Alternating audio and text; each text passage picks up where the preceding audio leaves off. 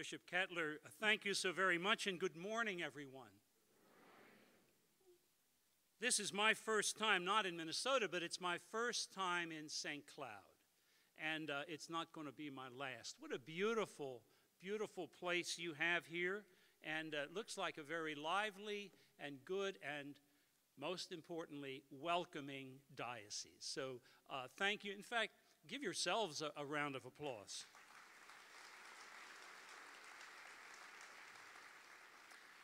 Now, I got to tell you that Chris and her husband, Rich Cotton, have been friends of mine for the last decade or so. And so when she called and asked if I could come, I said, well, just give me the day, because I have great admiration for her. She said that Bishop Kettler had wanted me to come and help you all with this, begin this, what's every other year, I understand, gathering. We have about an hour for this first part, and that we won't go beyond an hour, so you can be relieved. But if I can finish this talk a little before that, Father Bob, who's now became a good friend of mine just in the last 20 minutes, Father Bob is going to help regulate if there are any questions or comments you have. We'll see, it's a big group, but let's see if we can do that. So let's get started. Well, when Chris called me, I said, Chris, I'm honored, but I said, why are you asking me to come? And she says, well, let me be honest with you. She said, you have a reputation for being a very warm speaker. I said, well, Chris, thank you very much. So I hung up the phone and I got out my dictionary. And I looked it up, and there it said, warm, not so hot. So I called her back, and I said, Chris, I'm still going to give the talk, but I just want to alert you, I own a dictionary. And she's, oh, no. She said, honestly, she says, in fact, just the other day, Bishop Kettler was telling me that you have the reputation for being what he called a model preacher. A model preacher. And I thought, wow. Well, I said, gee, thanks very much. So I got off the phone, and I opened up the dictionary. And there it was. It said model. Small imitation of the real thing.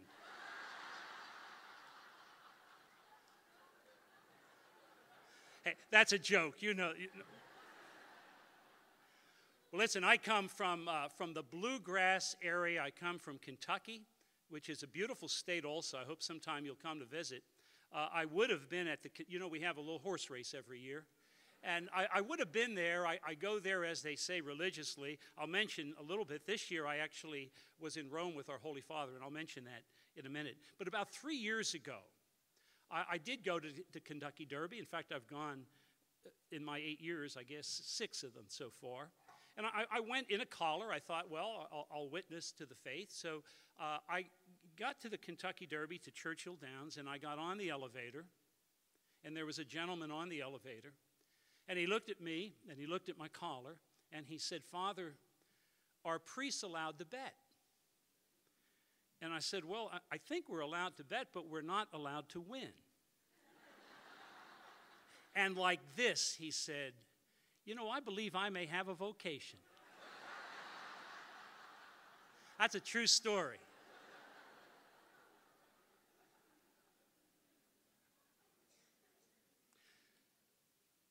So March 13, 2013.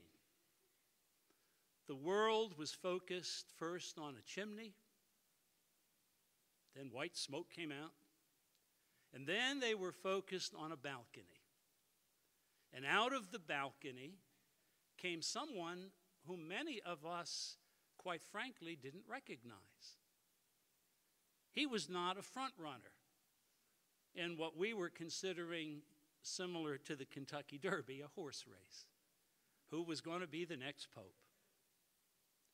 And he came out And he really revealed to all of us, both those who were in the square of St. Peter's and all of us watching on TV, maybe many of you were watching on TV, he revealed to us something very essential to his ministry as the Holy Father. And it's this. It's what that man said in the elevator. He said, I believe every one of you has a vocation. Because he began very simply. He says, buonasera, good evening. And then he said, before I give a blessing, please pray for me. And there was silence throughout that large, large area at St. Peter's. You know, he's revealed some very endearing qualities just in the last, what would it be, not quite, maybe 2.5 years now. I guess almost just exactly. He's revealed a sense of humility, and he's rejected a lot of pomp. I was in Philadelphia on Friday speaking at a panel that was for religious news associates. And I think I see John Thavis here. Where did I see John? Raise your hand, John, if you're here. I thought I saw you. He was there on Friday. And our Holy Father was talked about by everyone there because of the great humility and the great simplicity that he had. That I said at the gathering, I said, you know, in some ways I think that our Holy Father gets embarrassed and maybe a little bit impatient when people put all the focus on him and not on Jesus Christ. So humility. A simple life. He didn't want to be filled with a lot of things. He continued to do what he's been doing his whole life. Very simple but very vivid homilies, right? I go and I seem to be living in airports a lot these days, and I actually, when I was in Rome the last time, was amazed. It was the first time I overheard, I do listen to conversations, not all the time, but you know, you probably do too. I hope I'm not the only one. It was the first time I ever heard a conversation in the airport while people were waiting for their plane about what the Holy Father just said in the homily this morning. It's vivid and simple and comes from the heart. He's become the pastor of the world, at least for me. You remember his motto he kept as Holy Father. Miserando atque eligendo. There's all kinds of translations, but the one that I heard that I kind of like, it says, having looked with mercy, he chose me. It comes from that part of the gospel in which St. Matthew is called. Some of you have been to Rome, and you've been to many of the churches in Rome, and some of you may have actually been to St. Louis of France church, not far from Piazza Navona. And in that church, in one of the side chapels, there's that famous painting of Caravaggio, which is called The Calling of Matthew. It's the very famous picture in which Jesus very powerfully points his finger, and you look to the other end to where he's pointing, and there is Matthew, at that point Levi the tax collector, with money falling off the table in his shock. And he has this expression that you and I probably have had in life when we're called to do something that we didn't expect. He said with his gestures, "Who, me?" He was called. And it's that notion of being called or summoned to something important that was so important in the life of Pope Francis that he's made it his motto. It wasn't very long that he was in as Holy Father, the first Holy Thursday, which happened real quickly. He went to the prison and washed the feet. Do you remember that? And his first visit outside of Rome itself, I believe, was the island of Lampedusa. Hey, I had to Google it just to see where the island of Lampedusa was. It's the island where there were so many refugees. And his heart was with the people. He's the person of great gesture, isn't he? We remember the gestures. We remember the fact that he's talking and there's a little kid on the platform tap dancing or whether and sitting in his chair.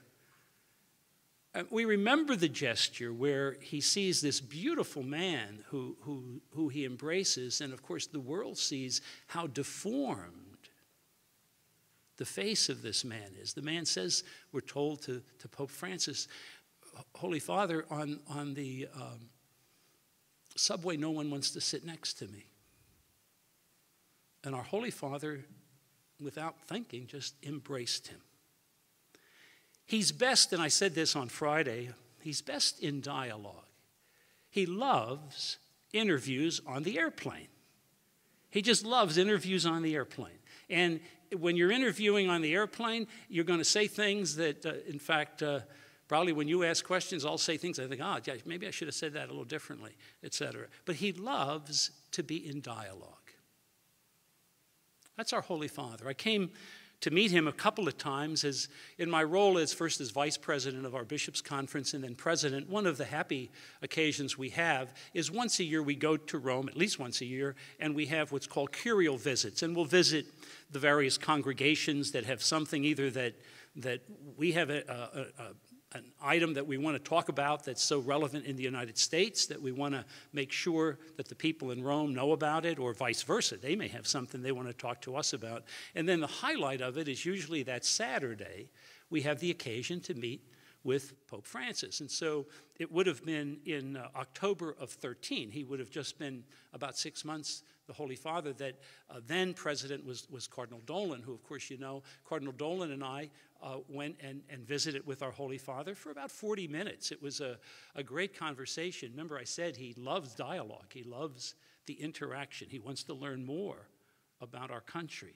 He wants to share his perspectives about the church. And then October of last year, I had about 40 minutes also along with Cardinal DiNardo, who is the vice president now. Cardinal DiNardo's the Archbishop in Houston. And we had that opportunity to meet.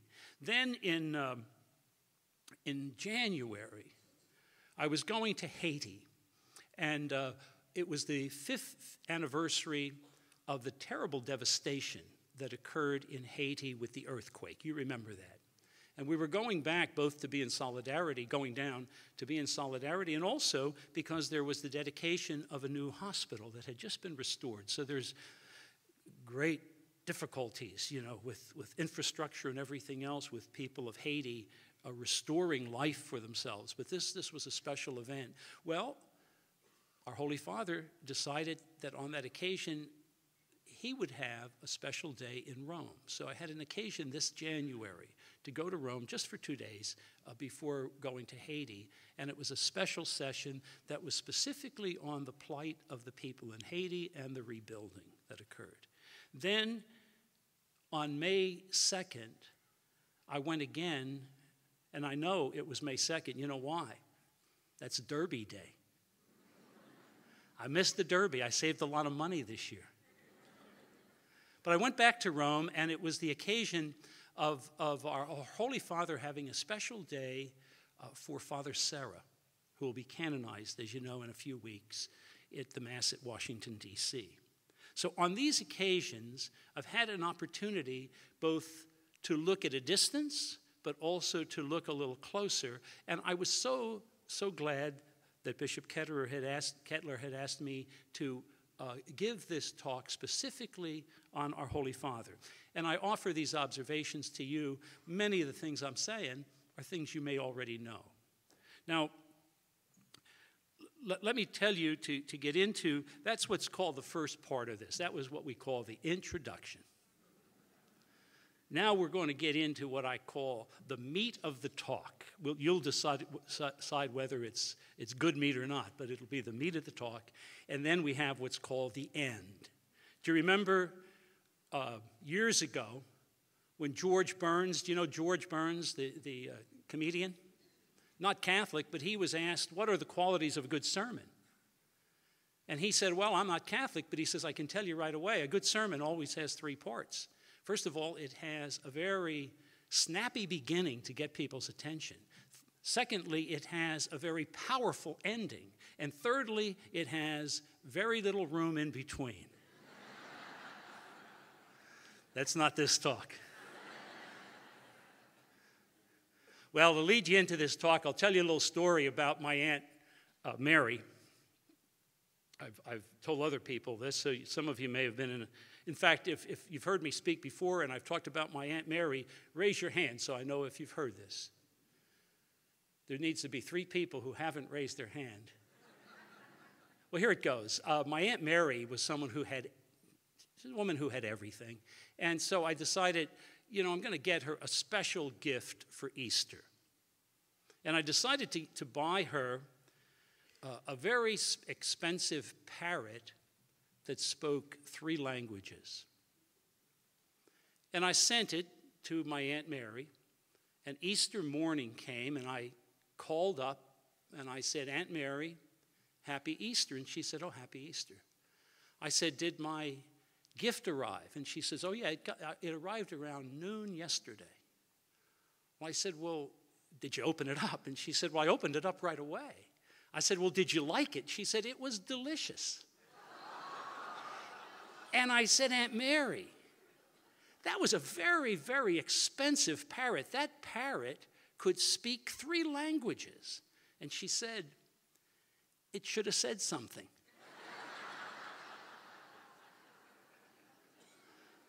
Well, here's the theme.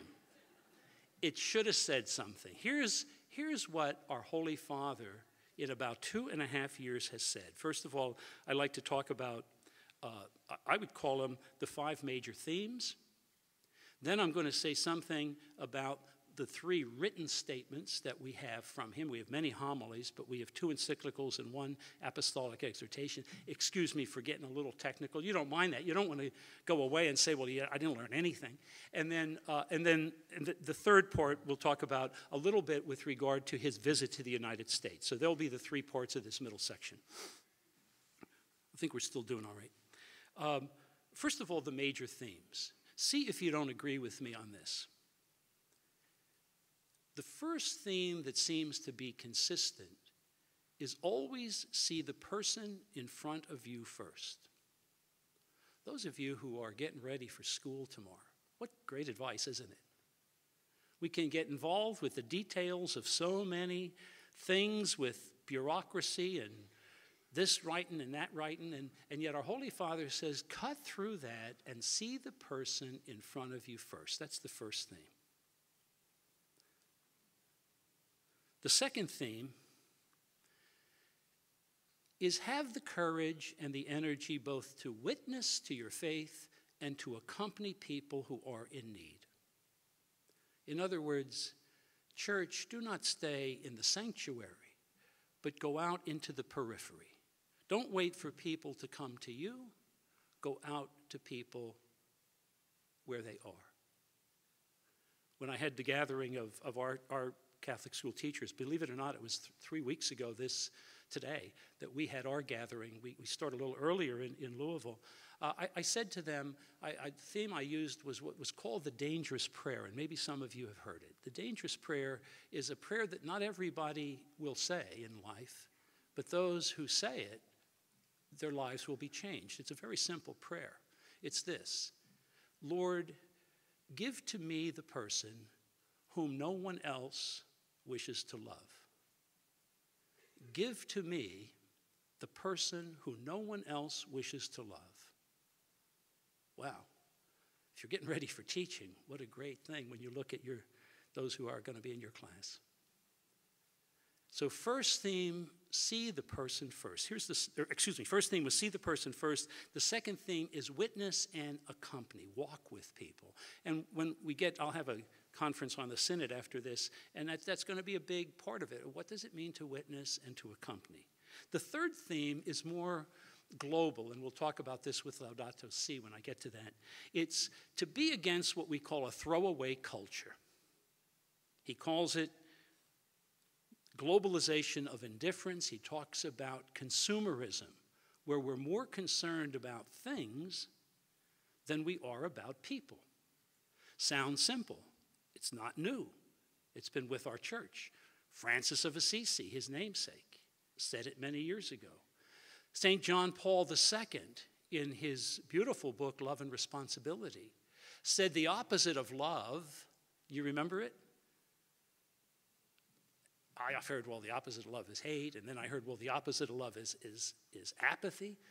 But in Love and Responsibility, St. John Paul II said the opposite of love is to use.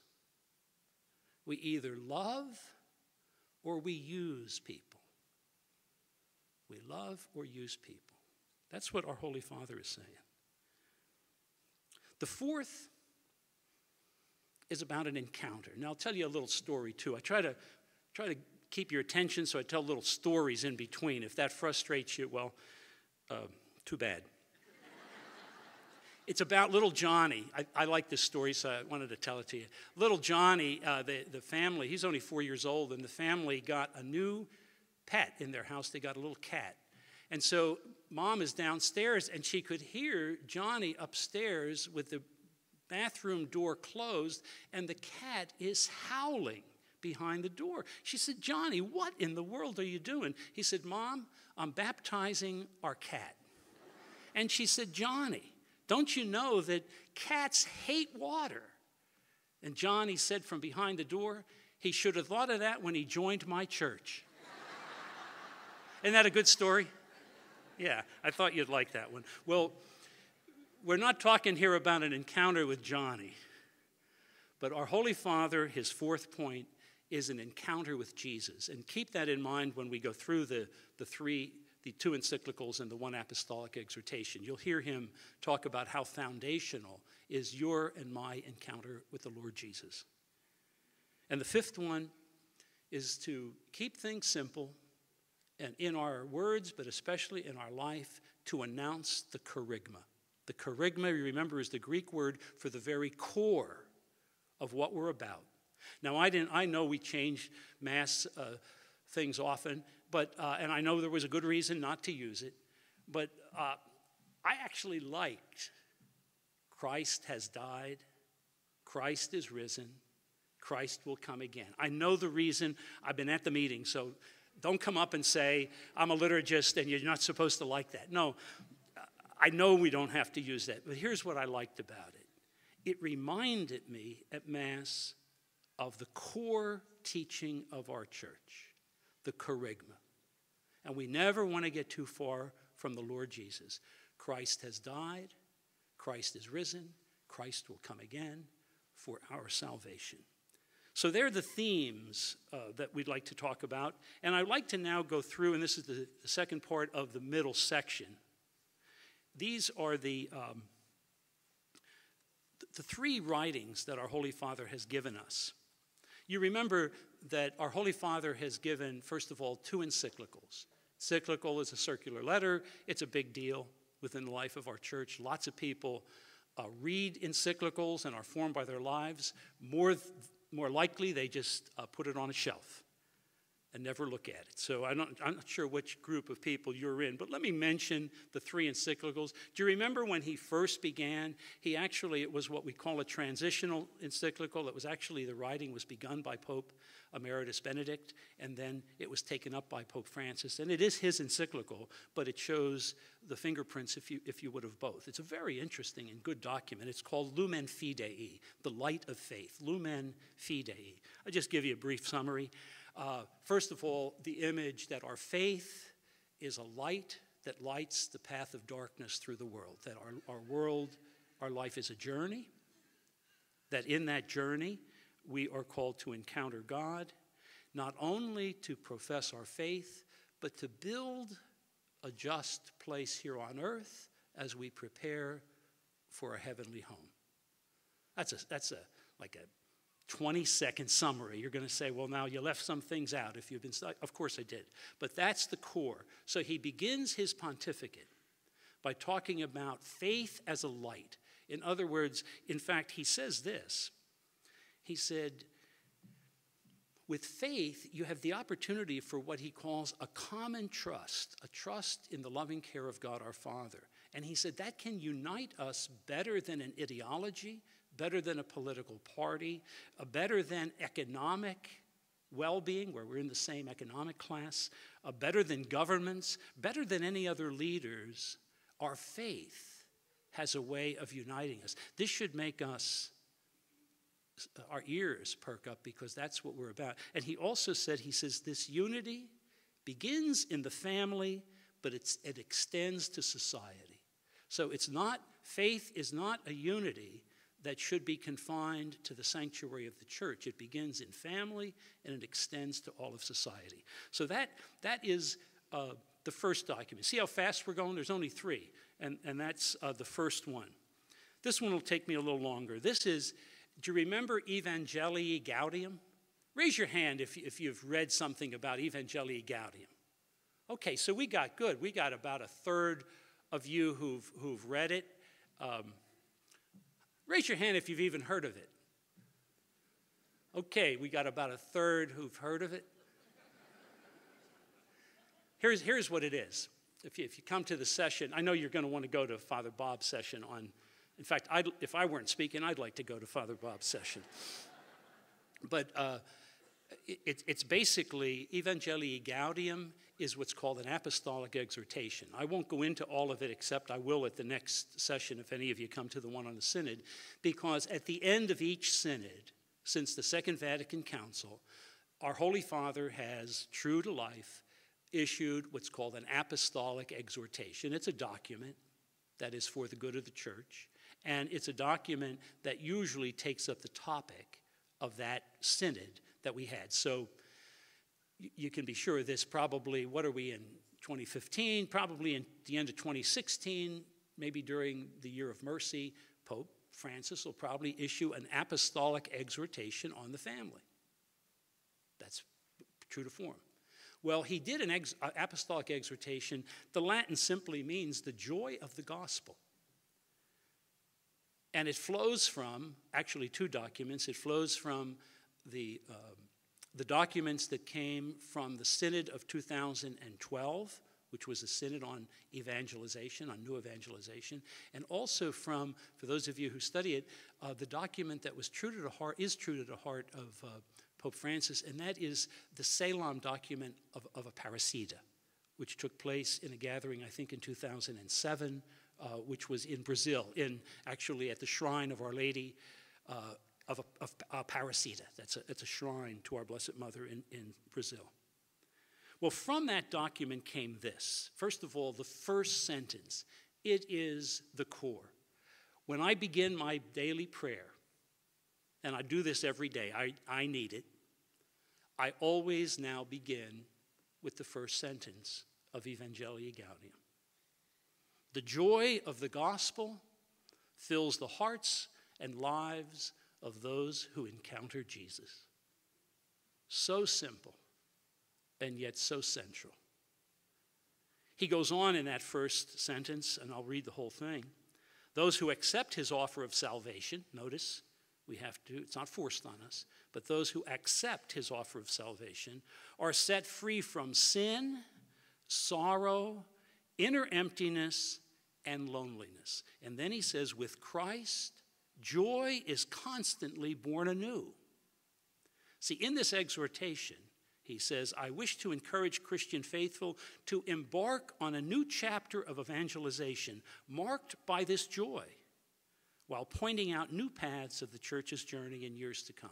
So he begins Evangelii Gaudium saying, you and I are called to a new evangelization, a new chapter in the life of Christ's presence. The church, God rest Cardinal George from Chicago, but Cardinal George was very fond of always saying that the purpose of the church is to introduce Christ anew to each generation. The purpose of the church is to introduce Christ. Teachers, your job, no matter what your topic is, if you're in a Catholic school, is to introduce Christ to each new generation. He later, in number 27, says, I dream of a missionary option, a missionary impulse capable of transforming everything. Now, if you've taken, Myers-Briggs or one of these things, you can figure out what kind of personality you are. And whether you tend to just keep your room neat and turn in on yourself and say, well, the world will take care of itself. I'm going to take care of this office or this classroom or this whatever. And he says we have to be very careful that we don't turn in on ourselves. The missionary option always means to look out beyond, not, as he said, self-referential, but going out. So, for example, if you're a teacher, and I know most of you, if I met our teachers here, what a great thing to be thinking as you're teaching, not just about, well, what am I going to convey, but what are these kids going to look like 20 years from now? And how can I make a difference? That's what's called the missionary impulse, to look beyond, to look at the effect that you're having in your ministries beyond the church for the rest of the world, for the salvation of the world. That's what we're about.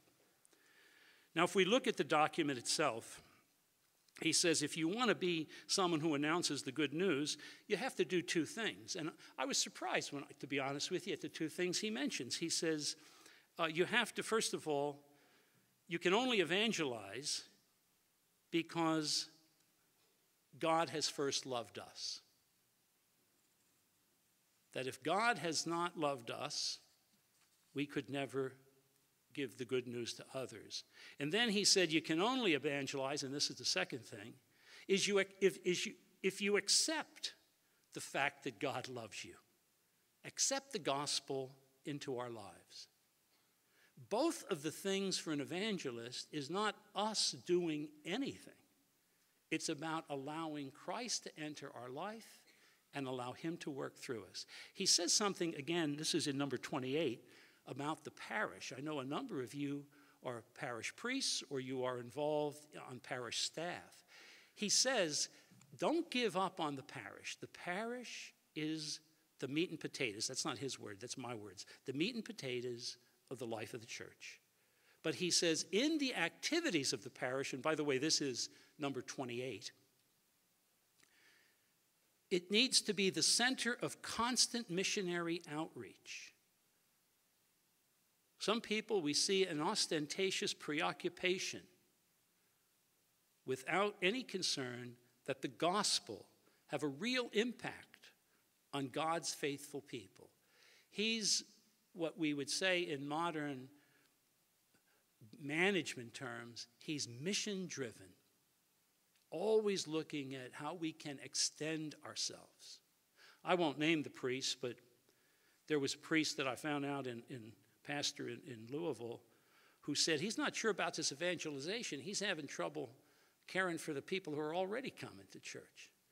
And I didn't mention his name, but I said to our priests, I said, listen, the church has grown. If you get more people than you can handle, we're going to open a new church. We're going to open a new parish. Don't limit the number of people who can come to the Lord. That's what he's saying. He talks an awful lot about those who are poor. And besides talking about the fact of how much you and I can learn from people who are very poor, and he means by that people who not only are dependent, but they know they are. Maybe economically, there may be other reasons why people are poor, but they know that they need help. They know they need others. And we can learn from them, he said. And he says in number 198, he said, concerning the option for in 187, he said, and we need to enable people to be fully part of society. In other words, to participate in society. He uses the phrase to be a subject and not just an object. We're not, an object receives, a subject gives. An object receives. We're not talking about that all we're doing, let's take, if you're a teacher, you don't want simply to be the only one who gives in your classroom and the kids in your classroom, the students, can receive like sponges. No, they're called upon to give and to be Christ's presence for others today, not just 20 years from now. Now, I'll just give you two quotes because we're running out of time. One is in number 7, you might be interested in this. He talks about complaining. Have any of you ever been tempted to complain? Number 7 is for you. Actually, it's for me too, I have to admit it. Here's what he said. Sometimes we're tempted to find excuses and complain, acting as if we could only be happy if 1,000 conditions were met. And then he says this. To some extent, this is because our technological society has succeeded in multiplying occasions of pleasure, yet has found it very difficult to engender joy. It's good, isn't it? Thousands of opportunities for pleasure without the capacity of engendering joy. And the other one is he quotes John 1:39. This is in number 13. You remember John 1:39, where John said, all it says is, and it was about 4 o'clock in the afternoon. 4 o'clock in the afternoon was when the first apostles encountered Jesus. And the question that he raises is, what is your 4 o'clock in the afternoon? When did you feel inspired by the Lord to live a life beyond yourself? So there's a lot more in here. Pastoral workers, but we won't get to questions if I keep doing it. So that's the second one. The first one was Lumen Fidei. Are you staying with me on this? Is it too technical? Okay. Nothing worse than my speaking and no one listening. And I'll give the third one. I don't think this will take quite as long as that one. He just issued an encyclical, Laudato Si. Now, you got to understand the interest that there has been in the United States. I had the occasion, it was actually right before I went in June to Ukraine. And the day before, I went on a fraternal visit to Ukraine. Pray for the people there. You know, they're in Kiev this morning. There was unrest and violence and killing. We had the occasion in Washington to have the rollout or the announcement of his second encyclical, Laudato Si. It was at the National Press Club. Now, the National Press Club, you and I could, if we had enough money, we could rent space from it. But this was so much of interest to the news media, especially the secular media, that they actually gave free space. They were the ones, the National Press Club promoted this. In fact, they're looking to do a follow-up on it. And so there was a great interest in Laudato Si. I had to laugh because 3 weeks before the day it was issued, there were already newspaper articles saying what it was going to say, and then saying whether they liked it or not. So it's interesting, and you know, our first thing was how good now finally we can read the document. We joked a little bit with the press about that.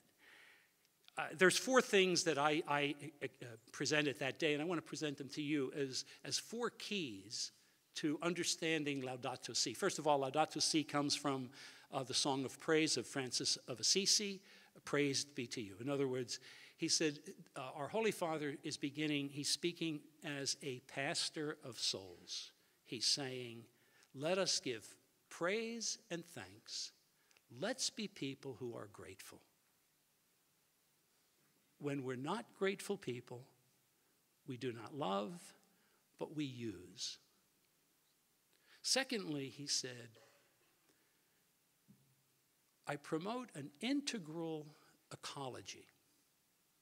Now remember, it was Pope Benedict Emeritus, Pope Emeritus, that said during his pontificate, he talked about a human ecology. He was known as the Green Priest, or Green Pope, had the sun, solar things and all.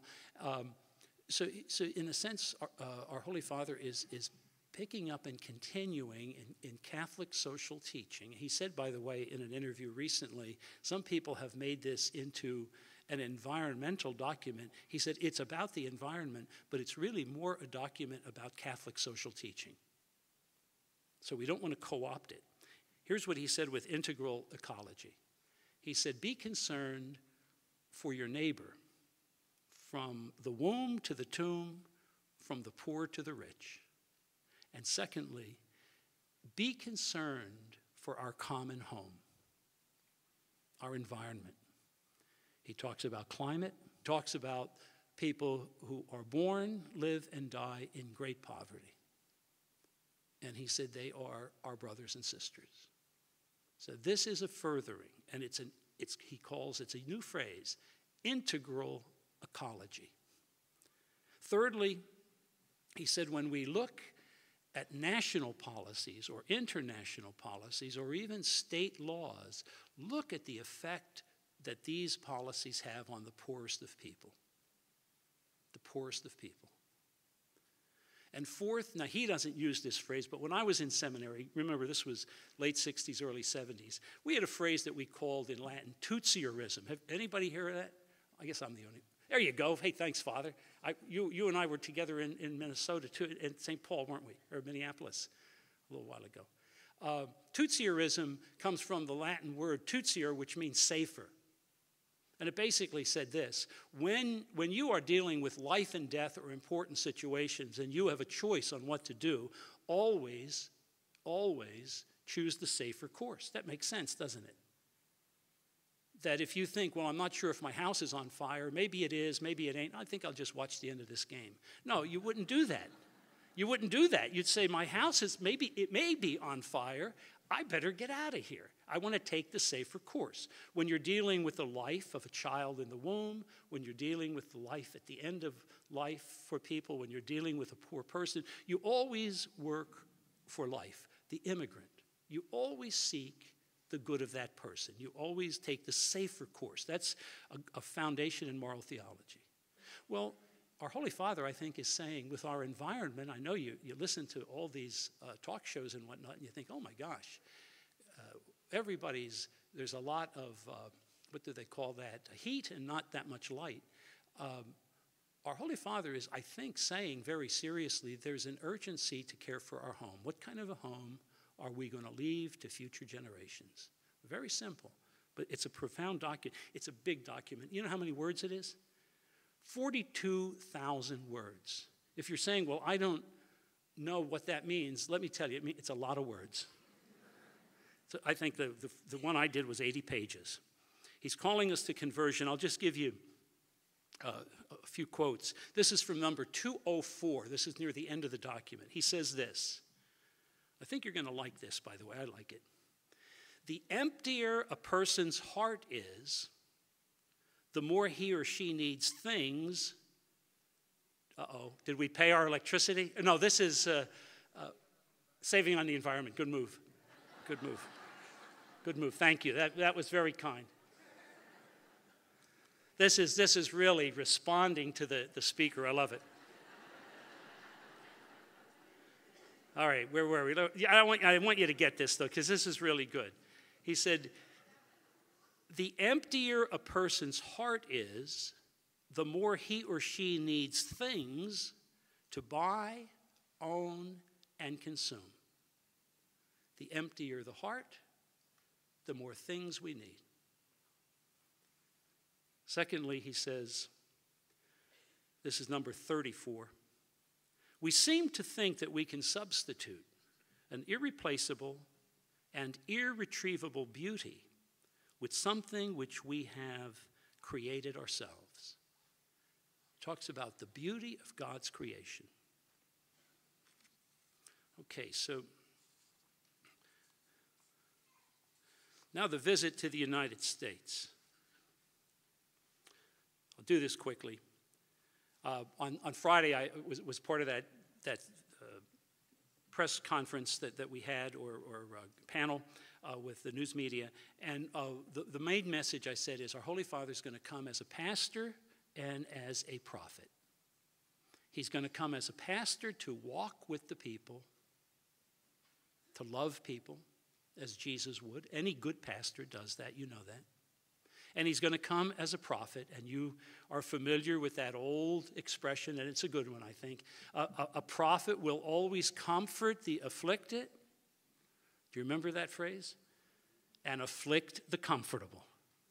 And so there will be things that our Holy Father will say at the joint meeting of Congress, at the United Nations.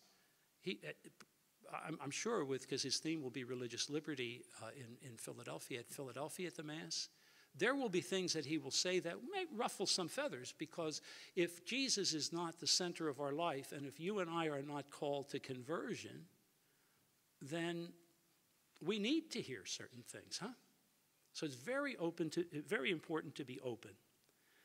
He'll talk about, I think, freedom to serve, and I talked about this, the work of Catholic Charities. Father Larry, I see you here. 8.5 million people. Now, I like to say Catholic Charities is not a massive organization. This is happening on the ground. You have a Catholic Charities here at St. Cloud that has done a lot of work. But if you add all the work that you did and that we've done in Louisville and every part of the country together, it's touched the lives this last year of 8.5 million people. Now, that's a lot of lives. 8.5 million people. We should be proud to support. And it's important that we work for freedom so that we might serve well, that we can serve in a way that doesn't compromise our faith. Yesterday, I had Mass before I left to come here at one of the homes of the Little Sisters of the Poor. We celebrated in advance their patroness, Saint Jean Jagan, their foundress. And I said to them, and I said this on Friday, the Little Sisters of the Poor are the poster child of religious freedom. Why is that? Because no one has any doubt at all. All they want to do is serve others. That's all they want to do. They're not trying to promote themselves. That's the thing to keep in mind when you think about religious freedom. He'll talk, I think, also about marriage and family as foundational. Two truths that stand together. First of all, marriage in God's plan is the union of one man and one woman, open to life. And then that love and mercy and desire for fullness of life for every person. They're two truths that need to stand together. Okay, we're at the end. Here's what I want to say to you at the end. You are called to be leaven, to be salt, and to be light. I think you know that. You're here today, not for your own good, but for the good of those you serve. Three things. If you want to warm hearts and heal wounds, encounter Jesus. Go deeper, secondly, and away from self-absorption toward others, especially those who are poor. Remember, I mentioned the dangerous prayer. And by the way, a great book that I'm just halfway through, thank God for plane rides, is David Brooks, the New York Times columnist who writes very well, has a brand new book, just came out in April, called Road to Character. Get it? And if you're talking to him, tell him I recommended it. It's very well done. And then the third one. And for the third one, I'll tell you my last story. You're either going to be happy that it's a story or that it's the last. It's about a dream I had of dying and going to heaven. So far, so good. And St. Peter at the pearly gate said, Archbishop Kurtz, welcome. We've been waiting for you. Come and inherit the kingdom, the mansion, prepared for you from all eternity. So we walked through the pearly gates, and I looked up at this big, big white mansion. And out the front door of the mansion opens. A man comes out, picks up the newspaper, waves at me, and I thought, my gosh, that's the bus driver when I was growing up.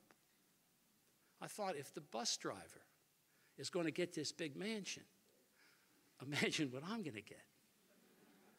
So we keep walking down the avenue, and it's a beautiful avenue, and the houses get smaller and smaller and smaller, and all of a sudden, we get to a modest, a very nice one-room cottage.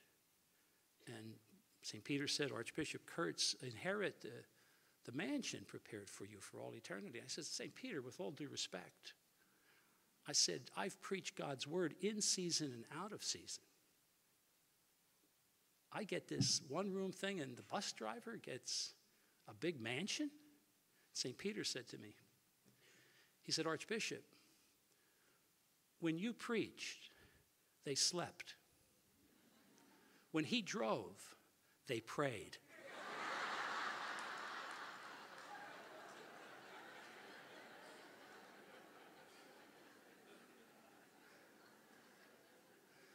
So, today, every one of us is a bus driver.